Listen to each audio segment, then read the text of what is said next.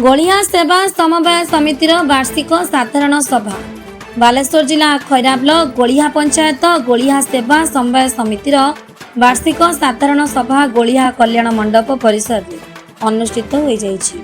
सभापति रमेश खड़े ओरफ संपत भाई सभापतित्व अनुष्ठित सभा पूर्वतन सभापति क्षेत्रमोहन खटुआ समेत भास्कर चंद्र हाथी, गंगाधर बेहेरा, उदय चरण नायक, रीना राणी सेंड और गयाधर खटुआ प्रमुख मंचासीन होते।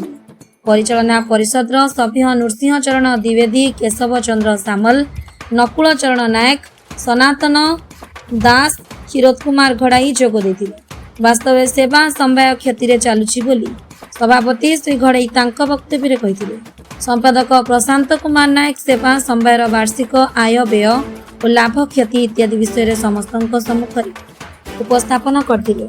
कर्मचारी शिवशंकर महांती, अमूल्य प्रधान, संपादक श्री नायक को पूर्ण सहयोग करथिले।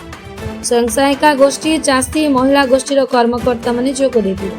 बालेश्वर नरेंद्र प्रसाद बेहेरा रिपोर्ट, मसीहा न्यूज सर्किट। 8,12,000 टका तांकर देइथिले ऋण सुझी देइथि सेई उडी ऋण 8 जन लोक अछंती 7,12,719 टका माने सुझी देइथि। तापरे एबे 47,26,000 टका आउली बाकी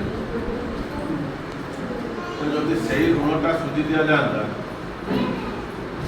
ताले आम सोसाइटी और लाभ जो लॉस खाता को जाती से लॉस खाता को जाता तेणु देखा जाऊ परवर्ती अवस्था जो यूपीएसटा को लागू कर सरकार ताले निश्चित भाव सब लोक सहित आम मीटिंग करके स्वतंत्र डाक मैक्सीम लोक आसते कम लोक आसिले मानिले किसी मैक्सीम लोक आसते आम बुझे से समस्ते से मतामत दूसरे आम एत सुध दे पार 20,000 नहीं लोकर ऋणटा बर्तमान 1,00,000 टका पारे नहीं 20,000 टका कि बर्तमान सुध धरला लोक से दबा कराई यदि से 20,000 30,000 टका भर सरकार फैसला कर समस्त दे दिन आमर जो सुधटा जोड़ी से सुधटा आम खाता कटि जाता बर्तमान आम सोसाइटी जो लस देखो आम बर्तमान लाभ डे पड़ू 12,000 टका सी अर्डर कर 25,000 टका खर्च कर न पचारिक आम सुध पैसा आम खर्च कर ये हूँ परिस्थिति।